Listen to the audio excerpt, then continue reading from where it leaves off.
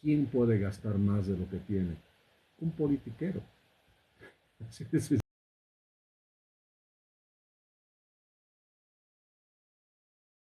Cada una persona que entiende el manejo financiero económico nunca haría eso. Y eso te lleva a sospechar, nos lleva a sospechar a muchos, de que este Luis Arce, pues de economía no entendí mucho, no sé qué enseña. ¿No? Es un principio básico de la economía, es no gastar más de lo que se tiene. ¿No? En cambio aquí se ha hecho todo lo contrario. Y sí, si tú sabes que los ingresos de la exportación de gas se han vuelto el pilar de tu política económica, pues tienes que cuidar eso, por supuesto que sí, pero no solo en el ejemplo que tú pones, que si es hacer puertas, tienes que comprar la madera para hacer las puertas. En ese tu ejemplo, no solo que se han olvidado de comprar la madera para hacer las puertas, sino las pocas puertas que han hecho, la mitad se las han robado. ¿No? Es más, han cambiado el diseño de la puerta. Al final han empezado a hacer sillas cuando tenían que ser puertas.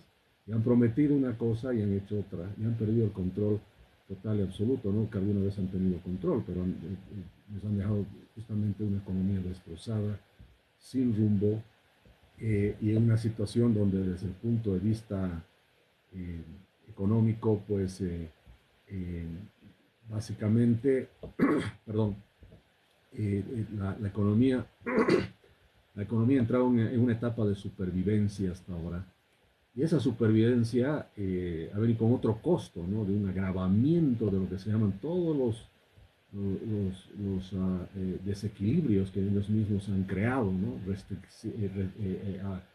Aumentando la presión en los desequilibrios económicos con restricciones e importaciones, fijaciones de precio, eliminando el acceso a la divisa, comprando oro por un lado con bolivianos y por el otro lado vendiendo el oro a futuro. Es decir, todo un desastre donde la causa central de esta fragilidad que tenemos ahora, otra vez, el dominio fiscal, los agujeros inmensos del déficit fiscal, distorsiones cambiarias, deuda insostenible. Eh, y quiero terminar yo en esta parte diciéndote que aunque este tema económico es obviamente el problema que todos los bolivianos vemos como el principal problema, pero yo diría, no nos olvidemos que los problemas de Bolivia son más allá de la economía. No solo han destruido la economía, el marxismo ha destruido las instituciones del Estado. Había una desinstitucionalización total y absoluta. La justicia no existe, ninguna entidad del Estado funciona correctamente. Todo se ha prebendalizado, todo se ha corrompido.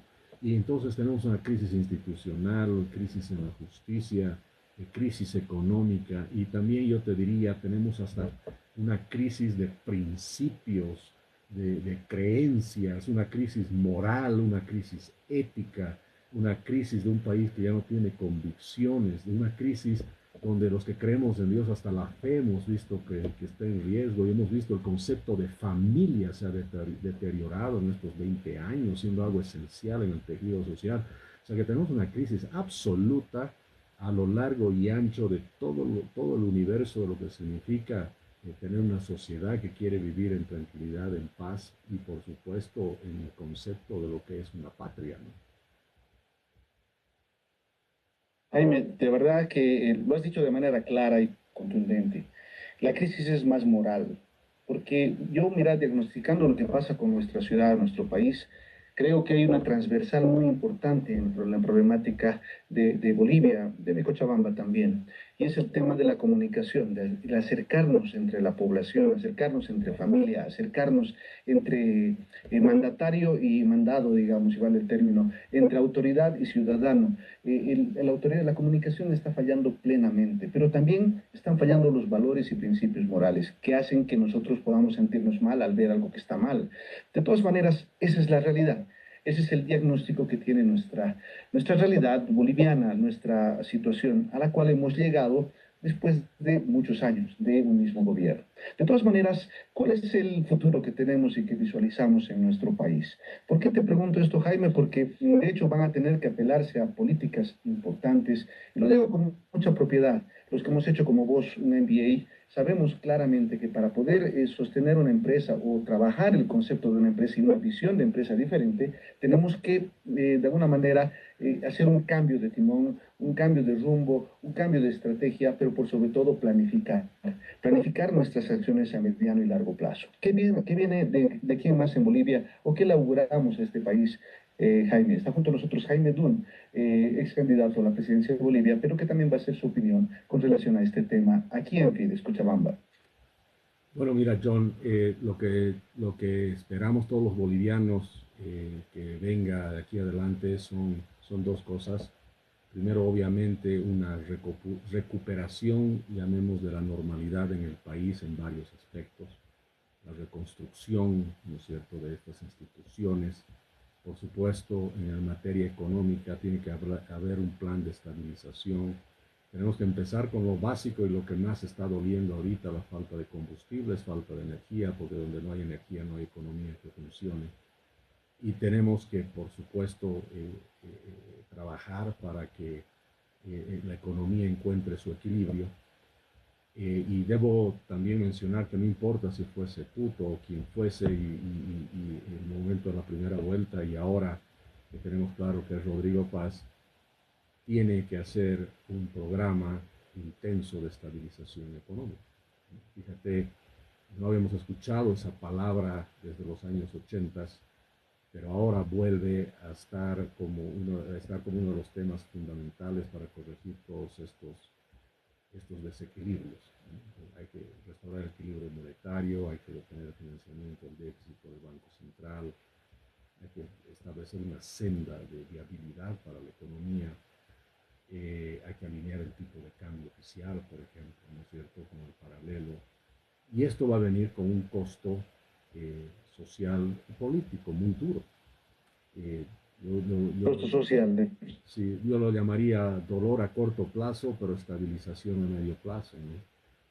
Tenemos que entender los bolivianos que cuando se tiene una crisis de esta naturaleza, de origen fiscal, que ha terminado en una crisis de balanza de pagos, es el tipo de crisis que solo tiene una receta, que es ajustarse los cinturones, no queda otra. No existe eso que sobre esto vamos a seguir imprimiendo billetes y vamos a vivir todos felices, ¿no es cierto?, mintiéndonos los unos a otros. Hay que sincerar la economía. Y una de las cosas que a mí me gusta siempre poner como ejemplo en la economía es que a la economía no le gusta que se gaste más de lo que se tiene, no le gusta que abusen de ella, no le gusta que fijen precios, que no dejen los mercados que encuentren equilibrios de oferta y demanda. No le gusta eso a la economía. Entonces, cuando se hace eso, tarde o temprano, la economía te la cobra de regreso. Eso es lo que pasa. Entonces, todos esos regalitos que has tenido en el tiempo, te pide que se los devuelvas. En este momento, de alguna manera, los bolivianos, todos, que nos hemos beneficiado de subsidios, de precios artificialmente baratos, porque había control de precios y hay todavía control de precios en algunas cosas. El haber tenido esa inflación reprimida, no que no existía, simplemente estaba reprimida. Todas esas cosas ahora se van soltando en la economía poco a poco cuando el gobierno ya no tiene más que gastar.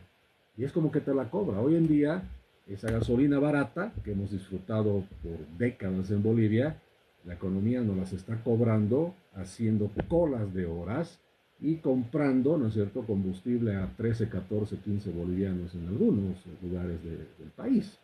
O sea, nos está cobrando la economía. La economía se resiente y te la cobra, ¿no? Y tienes que responder. Entonces, las medidas que se van a tomar para justamente resarcir todo ese daño que se ha hecho a la economía va a doler un poco más, pero se va a estabilizar si se hacen las cosas bien. Y lo peor no es eso, solamente que, como te dicen, no son solamente, no son subvenciones, el concepto es un subsidio, porque en realidad estamos trabajando una economía diferente. Mira, yo como arquitecto te puedo decir y planificador en territorio, siempre me he preocupado y he pensado por qué razón solo pensamos en aspectos desde un punto de vista sociales o técnicos, en este caso políticos. Tenemos que pensar en una ciudad desde todo punto de vista, incluso hasta desde el punto de vista cultural, porque son realidades diferentes las que vivimos en el Alto, la que vivimos en Cochabamba, la que vivimos, ¿qué te digo?, en Santa Cruz o en Tarija. Son realidades diferentes, pero seguimos siendo el mismo país. Pero hablando de país, Jaime, ya para ir cerrando la entrevista, te preguntamos, ¿qué viene de aquí a futuro para Jaime Dun? ¿En qué estás trabajando? ¿Cuál es la idea? ¿Cuál es el plan que tú tienes para poder presentarte probablemente en las elecciones subnacionales? ¿O cuál es la idea que tiene Jaime Dun para nuestra querida patria? Bien, mira, te lo voy a primero resumir de la siguiente manera también con un pequeño ejemplo. Imagínate que Bolivia, el país, esta nuestra querida patria, es como un avión, era como un avión volando a 30.000 pies. El masismo ha llevado a que caigamos debajo de los 10.000 pies, una zona muy peligrosa, donde claramente el estrellar toda la maquinaria del Estado está en línea si no se hace algo. Yo creo que el próximo gobierno de Rodrigo Paz va a trabajar para incrementar la altura y devolver al país los 30.000 pies, ¿no? Sobre eso supuestamente va a trabajar. Veremos cómo le va. En otras palabras, este gobierno va a tratar de recuperar altura y algo de estabilidad, pero no creo que se hagan cambios profundos. Y nosotros tenemos que trabajar para eso. Tenemos que trabajar no solo para recuperar los 30.000 pies, sino, hermano, para salir fuera de órbita, para tener una Bolivia que sea totalmente diferente de lo que se tiene ahora, donde lo más importante sean los individuos, las regiones, no tenemos miedo a hablar de autonomías totales y federalismo, libres mercados, propiedad privada, respeto a la propiedad privada, cambio en la Constitución. Muchas de las cosas que tanto Tuto y Rodrigo dicen que van a hacer, la verdad es que no lo pueden hacer realmente si no cambian cosas en la Constitución. Nadie va a venir a invertir en este país si sigue el artículo 320, 321 de la Constitución, donde básicamente te dice que la inversión privada extranjera no es bienvenida, ¿no es cierto? Entonces, cambios de verdad, cambios profundos. Hoy en día, por ejemplo, que estoy viendo, ya estoy viendo diferencias muy grandes, la visión del Estado, por ejemplo. Debemos tener un Estado mínimo, garante de la propiedad privada, como te digo, la justicia, la defensa nacional. Hay que desmontar este Estado burocrático, fin del Estado empresario.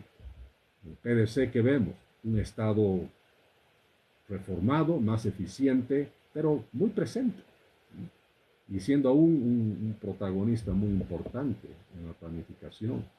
En la política fiscal, un cambio de fondo significa déficit cero, nunca más el país va a gastar lo que no tiene, un presupuesto obviamente estricto donde hasta se penalice penalmente a los burócratas que gasten más de lo que se tenga.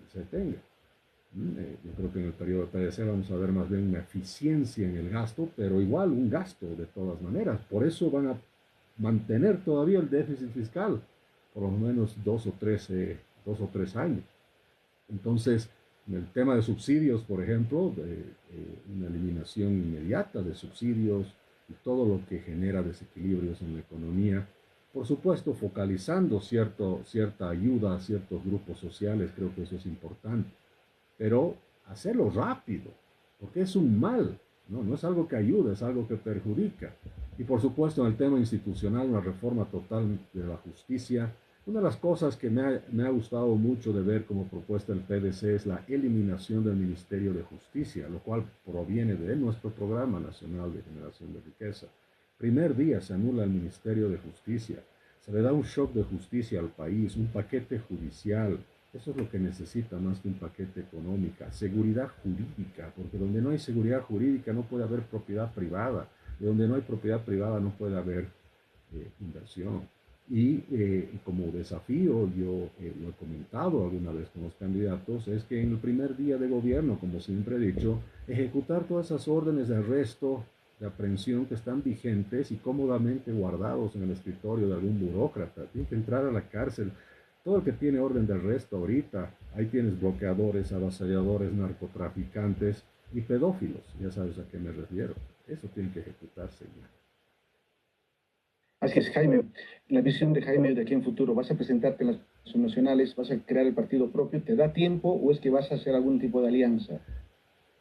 Con un nuevo partido es imposible por las fechas y el cronograma electoral para las subnacionales, así que vamos a ver de trabajar las subnacionales bajo otros mecanismos. Estamos en contacto con varias agrupaciones ciudadanas y la posibilidad es de armar alianzas con eso. Lo que sí te comento que yo personalmente he decidido no ser candidato ni alcalde ni gobernador. ¿Por qué? Porque no quiero digamos, de alguna manera, creo que, que hay que concentrarse 100% en armar el partido, la estructura nacional y hacer estas propuestas de cambio para cambios profundos. Porque creo que lo que no se debe hacer es aparecer, ¿no? Simplemente un año antes de las elecciones para decir aquí estoy por si acaso, no, hay que trabajar desde ahora, especialmente si quieres, como te digo, sacar a Bolivia fuera de órbita, ¿no? Ir a otro nivel.